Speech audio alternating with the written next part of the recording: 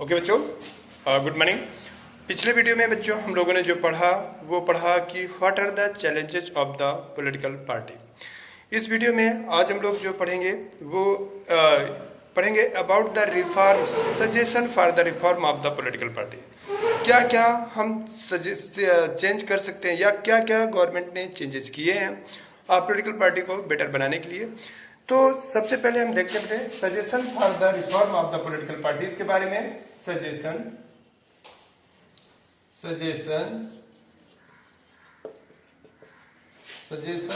For the reforms of the political party.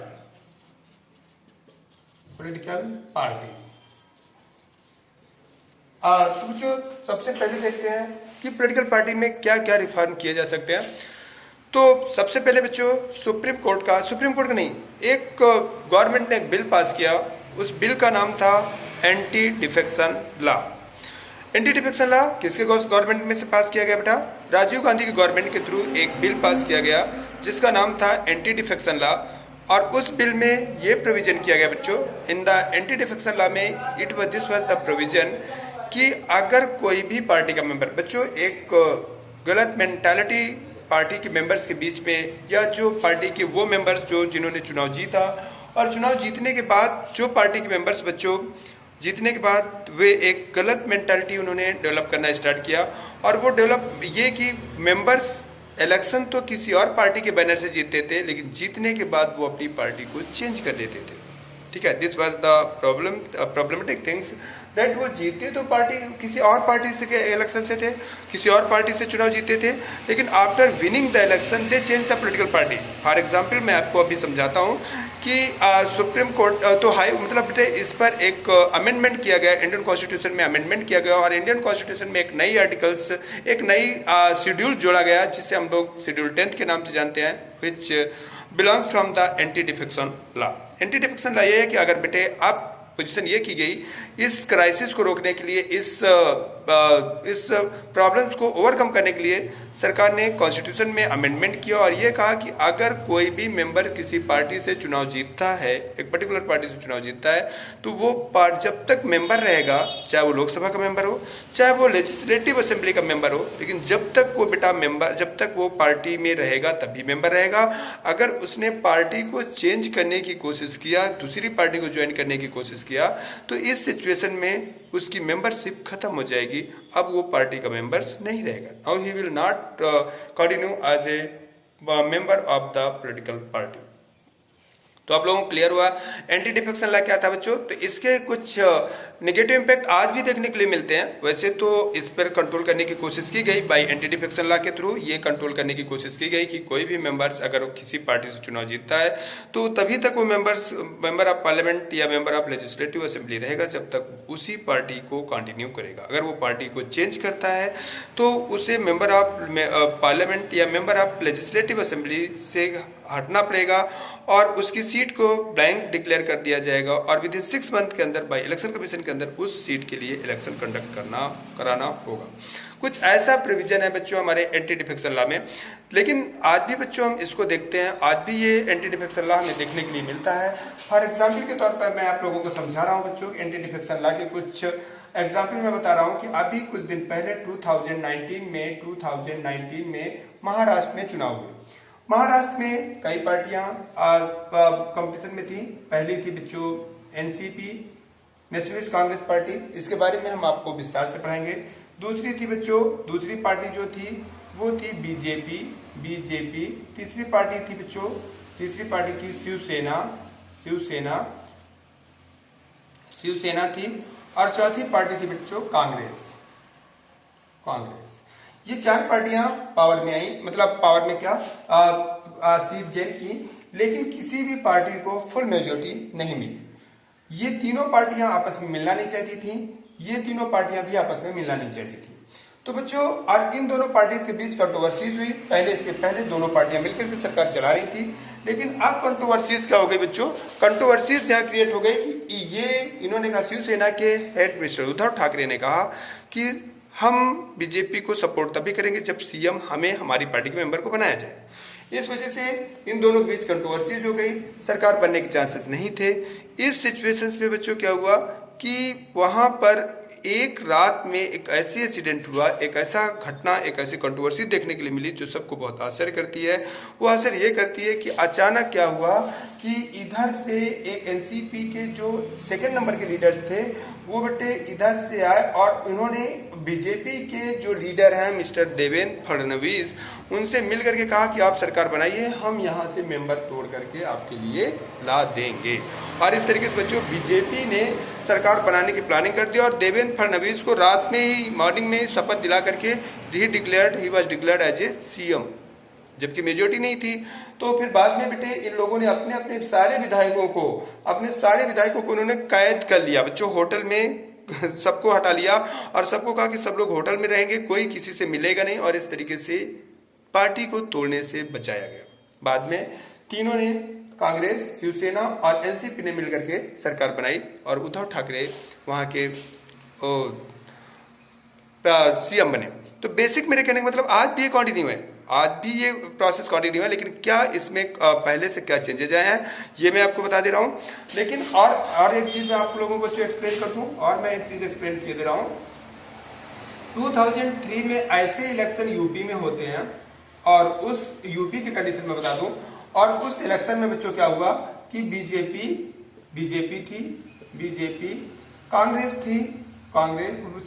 SP थी और BSP, ये तीन पार्टीज बेटे कंपटीशन में थी, बीजेपी, एसपी एंड बीएसपी, और तीनों को किसी भी पार्टी को बेटा मेजोरिटी नहीं मिली। इन तीनों पार्टी में से किसी भी पार्टी मेंबर्स को बेटा किसी भी पार्टी ने मेजोरिटी नहीं गेन किया, और उसका रिजल्ट ये हुआ कि जब बीजेपी में मेजोरिटी नहीं गेन कर पाए बच्चों, तो इसका रिजल्ट ये हुआ कि तीनों में से कोई सरकार बनाने की पोजीशन में नहीं थी, लेकिन सबसे बड़ी पार्टी के रूप में बेटा बीजेपी थी, सबसे बड़ी पार्टी के रूप में, यानी सबसे ज्यादा मेंबर के साथ बीजेपी थी, लेकिन तीनों में किसी को मेजोरिटी नहीं मिली। फॉर एग्जाम्पल के तौर पर 402 इज द लेजिस्लेटिव असेंबली के मेंबर्स इंडिया की, मतलब यूपी के 402 है। 402 में से कोई भी पार्टी सरकार बनाने की, मतलब कोई भी पार्टी 202 मेजोरिटी गेन करने के लिए 202 मेंबर्स चाहिए, और किसी भी पार्टी को 202 की मेजोरिटी नहीं मिली। और रिजल्ट क्या हुआ कि इन तीनों गवर्नमेंट के बीच में बच्चों, इन तीनों पार्टीज के बीच में सरकार, कोई किसी को सपोर्ट करना नहीं चाहता था। तो इस सिचुएशन पे सरकार बनाना बहुत मुश्किल हो गया। लेकिन बच्चों कल्याण सिंह, क्योंकि सबसे बड़ी पार्टी ये थी, तो इस वजह से ये लोग चाहते थे कि सरकार हम बनाए, तो इस वजह से इन लोगों ने बेटा किसी भी तरीके से अब तोड़फोड़ की कोशिश स्टार्ट की कि किसी भी पार्टी से मेंबर को अगर हम अपनी तरफ बुला लें तो काम अपना हो सकता है। इस वजह से बेटे बीएसपी ने अपने सारे मेंबर्स को, मायावती जी ने अपने सारे मेंबर्स को ले जाकर के बेटे हिमाचल प्रदेश के शिमला के एक होटल में जाकर के बच्चों उन लोगों को कैद कर दिया, मतलब एक कैद कर लिया, क्या मतलब एक होटल में रुकाया, और उन्होंने कहा कोई किसी से मिलेगा नहीं, अपने फैमिली मेंबर्स के अलावा किसी भी दूसरे मेंबर से कोई मुलाकात नहीं करेगा। बच्चों इधर ये लोग परेशान थे, बीजेपी के लीडर्स, उस समय बीजेपी के यूपी यूनिट के जो लीडर थे, मेन लीडर थे मिस्टर कल्याण सिंह और मिस्टर राजनाथ सिंह थे। तो इस वजह से ये लोग परेशान थे। तो इन लोगों ने बेटे मायावती जी के पास डायरेक्ट मिलकर के ऑफर दिया कि ऐसा करिए, हम लोग कोलैबोरेट करके कोलिजन गवर्नमेंट बनाते हैं, और उस गवर्नमेंट में आधे दिन, यानी पहले 6 मंथ एक सीएम बनेगा, फिर 6 मंथ के लिए एक दूसरी पार्टी का मेंबर सीएम बनेगा, मतलब 6 मंथ के लिए बीएसपी का सीएम बनेगा, और फिर 6 मंथ के लिए बीजेपी का, फिर 6 मंथ के लिए बीएसपी का, फिर 6 मंथ के लिए बीजेपी का। और ये तय हुआ दोनों पार्टीज के बीच में कि हम ऐसे सरकार चलाने की कोशिश करेंगे। बच्चों जब ये बात तय हो गया, तो बच्चों बीजेपी ने कहा, बीएसपी ने कहा, मिस मायावती ने कहा कि पहले हम, बीजेपी ने कहा यस पहले आप, और इस तरीके से उन्होंने मायावती को सीएम बना दिया। मायावती ने बेटे 6 मंथ तक, लगभग 5 मंथ कुछ दिन तक सरकार चलाई, और इसके बाद जब देखी कि 6 मंथ का टाइम पूरा होने वाला है, तो उन्होंने बच्चे क्या किया, उन्होंने कंट्रोवर्सीज करना स्टार्ट कर दिया, और उन्होंने कहा बीजेपी ने हमें सही से सपोर्ट नहीं किया, हमारे कामों में रोड़ा अटकाती थी, हमको प्रॉपरली वर्क नहीं करने दी, और इस वजह से बीजेपी, उन्होंने ये कहा कि अब हम इस कॉन्ट्रैक्ट को कंटिन्यू नहीं करेंगे, और अब हम सरकार गिरा देंगे, मतलब हम सरकार नहीं चलाएंगे। और इसके बाद 6 मंथ पहले, 2-3 दिन 4 दिन पहले पूरा होने के पहले मायावती ने रिजाइन कर दिया। ठीक है बच्चों, मायावती अपने ताक में थे कि हम तो 6 महीने सीएम रह ही चुके, अब हम आपको नहीं बनने देंगे। लेकिन बच्चों कल्याण सिंह लोग अपने ताक में थे, और कल्याण सिंह ने कहा कि अब हमको आपको सपोर्ट की जरूरत ही नहीं है, क्योंकि हमने आपकी पार्टी से अपने जरूरत भर के लिए मेंबर तोड़ लिए। और अब हम 4.5 साल जो रिमेनिंग टाइम है अकेले सरकार बनाएंगे, आपको कोई मौका नहीं दिया जाएगा। और इस तरीके से बीएसपी को तोड़ लिया गया और सरकार बनाई गई बच्चों। बीजेपी ने पूरे 4.5 साल तक सरकार चलाई। तो मेरे कहने का मतलब है बच्चों कि ये एंटी डिफेक्शन लॉ इफेक्टिव तो हुआ, लेकिन ये कहाँ तक इफेक्टिव है हम इस पर समझ लेते हैं। तो ये इफेक्टिव बेटे वहीं तक है एंटी डिफेक्शन लॉ। इंपॉर्टेंट है कि what is anti defection law.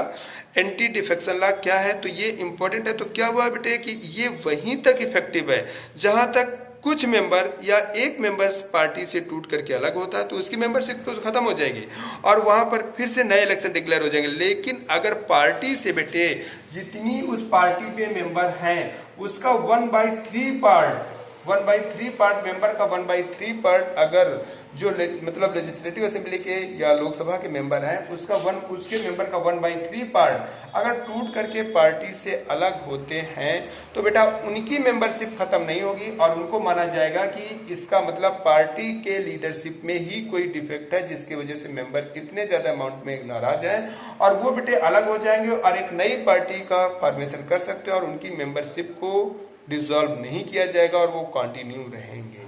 तो इस तरीके से अब क्या है कि अगर किसी भी अब जैसे मैंने बेटा 100 मेंबर्स थे किसी पार्टी के और उसके 34 मेंबर्स यानी मोर देन 1/3 से ज्यादा अलग हो गए, तो 1/3 से जब ज्यादा अलग हो गए तो अब वो उस पार्टी के जो मेंबर अलग हुए उनकी मेंबरशिप खत्म नहीं होगी, वो एक नई पार्टी का स्टेटस गेन कर लेंगे। They will gain the party of new party का स्टेटस गेन कर लेंगे और उनकी मेंबरशिप नहीं खत्म की जाएगी। और इसका फायदा पार्टियां उठाती हैं कि किसी दूसरे पार्टी को तोड़ने के लिए वो ऐसा ऐसा करती हैं। तो हमारा एंटी डिफेक्टिव लॉ ये कहता है कि अगर कोई भी बंदा किसी पार्टी के थ्रू जाकर के इलेक्शन जीतता है और वो तब अपनी पार्टी को चेंज करने की कोशिश करता है तो इस सिचुएशन में उसकी पार्टी की मेंबरशिप खत्म हो जाएगी। पार्टी की मेंबरशिप नहीं बेटा, पार्टी तो मेंबरशिप उसने खत्म कर दिया, उसको पार्टी चेंज कर लिया, लेकिन उसकी जो लोकसभा या विधानसभा की मेंबरशिप है या राज्यसभा की मेंबरशिप है या लेजिस्लेटिव असेंबली की मेंबरशिप है वो अपने से डिसॉल्व कर जाएगी और सीट ब्लैंक हो जाएगी और वहां फिर से चुनाव इलेक्शन कंडक्ट किए जाएंगे। ये एंटी डिफेक्शन लॉ कहता है और इसके लिए अमेंडमेंट इंडियन कॉन्स्टिट्यूशन में at the time of mister Rajiv Gandhi के समय किया गया और एक नई शेड्यूल इंडियन कॉन्स्टिट्यूशन में 10th शेड्यूल जोड़ी गई। जो 10th शेड्यूल है वो एंटी डिफेक्शन लॉ से रिलेटेड है और एंटी डिफेक्शन लॉ में ये प्रोविजन किया गया कि अगर कोई भी मेंबर्स किसी पार्टी के अंडर में बैनर में या किसी फ्लैग के नीचे या फिर किसी पार्टी से चुनाव जीतता है और फिर वो अपनी पार्टी चेंज करता है तो उसकी मेंबरशिप खत्म हो जाएगी। लेकिन अगर वो चेंज करने वाली पार्टी मेंबर्स 1/3 है, मान लो किसी पार्टी से केवल 10 मेंबर ही जीते तो 3 ही अलग हो जाए, मान लो किसी पार्टी से कभी कभी एक ही मेंबर जीतता है वो तो चाहे जहां चला जाए, उसको अकेले भी जा रहा है तो भी उसकी मेंबरशिप नहीं खत्म होगी क्योंकि वो अपने आप में 100% है। अगर एक पार्टी से केवल एक ही मेंबर जीते हैं, 3 मेंबर जीते हैं और उनमें से एक चला जाए तो कोई डिफेक्ट नहीं है क्योंकि 1/3 है या एक मेंबर है तो पूरा 100% है। If he is changing the party there will be no effect. तो इस तरीके के कुछ फॉल्ट हैं जिनका लोग फायदा उठाते हैं। छोटी छोटी पार्टियां हैं उनके पार्टी के मेंबर जीत तो जाते हैं और वो जब जरूरत पड़ती है किसी पार्टी को सरकार बनाने की कम मेंबर पड़ते हैं तो उनसे मतलब खरीद फरोख्त कर लेते हैं और जाकर के अपनी पार्टी को चेंज कर लेते हैं, पार्टी कुछ नहीं कर पाती है। तो ये लेकिन जीता वो किसी पार्टी के अंडर में है, उस पार्टी वोट बैंक में। तुम लोग जानते हो बेटा कि जो आज के इलेक्शन होते हैं वो इलेक्शन मेंबर्स के बेस पे नहीं, बहुत ढेर सारे लोग बेटे मेंबर्स को जानते भी नहीं है कि कौन चुनाव लड़ रहा है। बस उनको इतना पता है कि हम सपा को सपोर्ट करते हैं, हम सपा के लीडर्स को वोट देना है या हम बीएसपी को सपोर्ट करते हैं। वो पार्टी देखते हैं तो वो पार्टी का वोट बैंक होता है बेटा और वो पार्टी का वोट बैंक वो मेंबर्स गेन करके चुनाव जीतता है, इसके बाद पार्टी चेंज कर लेता है। ये गलत हुआ। तो इस वजह से ये ऐसा नहीं होना चाहिए। इसी को बेटर करने के लिए एंटी डिफेक्शन लॉ लाया गया और एंटी डिफेक्शन लॉ के through 10th schedules of Indian constitution जोड़ा गया। तो इस तरीके से ये एंटी डिफेक्शन लॉ है। आगे के रिफॉर्म्स या सजेशंस हम आगे की वीडियो में कंटिन्यू करेंगे। आज क्योंकि बेटा हमारा एक वीडियो ऑलरेडी बड़ा है तो वो वीडियो और ये वीडियो मिला करके आज का लेक्चर पूरा हो जाएगा। कल के लेक्चर में हम इसे आगे कंटिन्यू करेंगे। ओके बच्चों, ओके।